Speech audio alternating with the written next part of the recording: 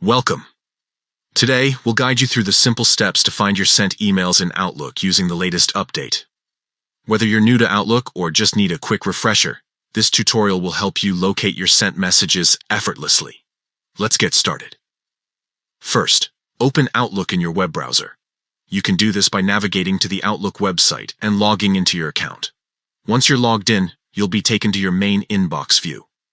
Next, look towards the top left corner of the page. You'll see 3 horizontal lines. This is often called the menu icon. Click on it to expand the navigation panel. This will reveal a list of folders associated with your email account. Now, from the expanded menu, locate and click on the folder labeled Sent Items. This folder contains all the emails you've sent from your account.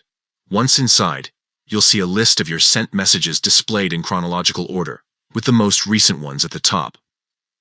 From here, you can scroll through your sent emails or use the search bar at the top of the page to find a specific message.